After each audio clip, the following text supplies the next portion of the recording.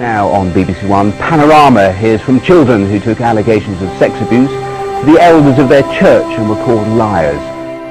Sometimes they'll be making accusations as if we don't care about our children and child abuse. Now that is one of the most despicable, slanderous things you could ever say against Jehovah's organization. Now the Jehovah's Witnesses are being accused of protecting thousands of child abusers in their ranks from investigation by police. On the 4th of October 2012, a brave and conscientious elder leaked a top-secret Watchtower Society letter via email to a small number of anti-Watchtower campaigners. This letter found its way to jwsurvey.org. Dated the 1st of October 2012, it was written by the Christian Congregation of Jehovah's Witnesses to all bodies of elders. Its two-word subject heading was Child Abuse. The letter described in detail the Society's updated policies for dealing with cases of child abuse in the wake of the June 2012 Candice Conti verdict. Campaigners both inside and outside the organisation sincerely hoped that the Society would seize on the verdict as an opportunity to introduce urgent reforms. They desperately wanted the governing body to implement measures that would bring the organisation's child protection policies into compliance with the law and basic principles of community responsibility, thereby ensuring the safety of witness children all over the world. Instead, the letter reinforced the Society's stance regarding the handling of child abuse. In particular, it revealed the governing body's stubborn refusal to let go of its apparent obsession with the two-witness rule. Among some of the more outrageous things found in the letter were the following statements. It cannot be said in every case that one who has sexually abused a child could never qualify for privileges of service in the congregation. And keep in mind that the branch office, not the local body of elders, determines whether one who has sexually abused a child is considered a known child molester. And not every individual who has sexually abused a child in the past is considered a predator. The branch office, not the local body of elders, determines whether an individual who has sexually abused children in the past will be considered a predator. in this October the 1st letter, the Society assumed even more responsibility than before when it comes to deciding how cases of child abuse should be handled and whether or not child molesters should serve as elders in the future. If the governing body wants to continue to use the two-witness rule when deciding how judicial matters are handled, this is their decision as religious leaders.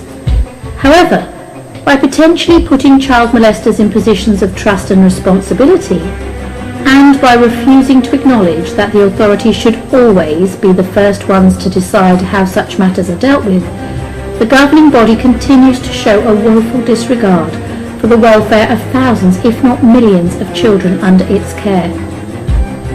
Aware of its huge significance, the owners of jwsurvey.org posted the letter on their website on October the 6th, 2012. Almost immediately it met with utter disbelief and anger from those who have suffered at the hands of the organisation, including some who have themselves been victims of child abuse.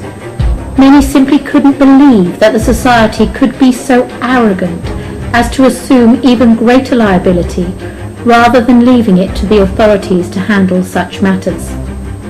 As the corresponding article on jwsurvey.org clearly stated, the Society should let the Bible judge sin, but let the law judge crime.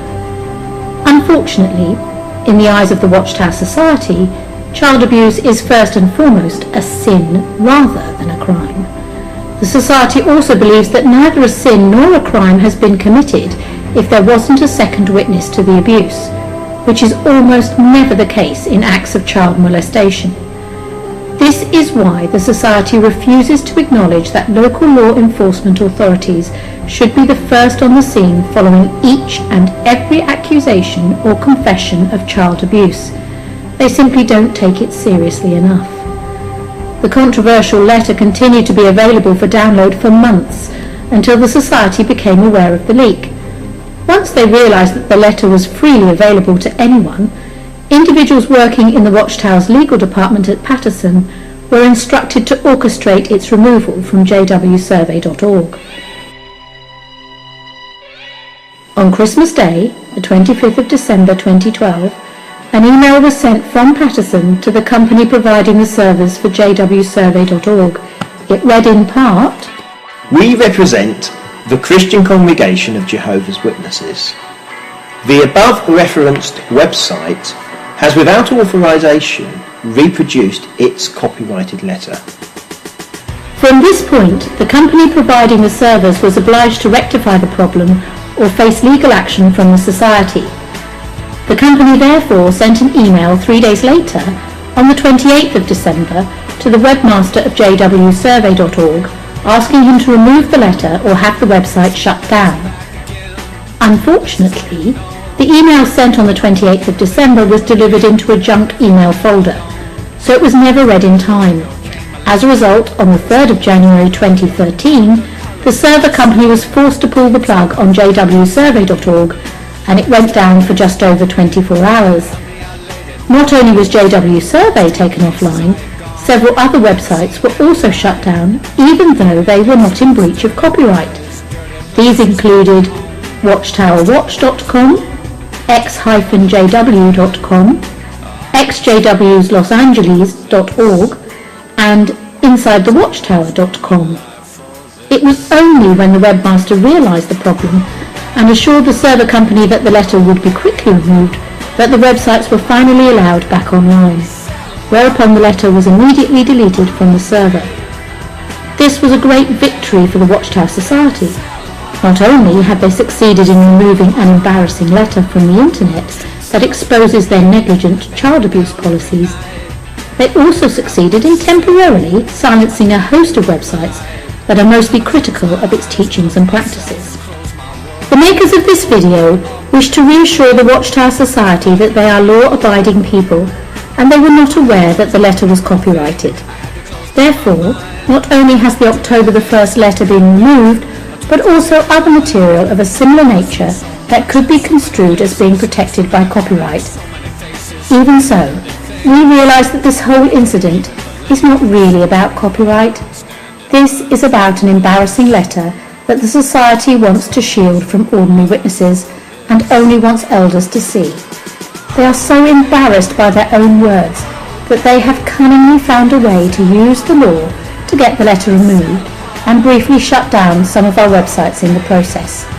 We want you, the Watchtower Society and the governing body to know that we will not be caught off guard again so easily in the future.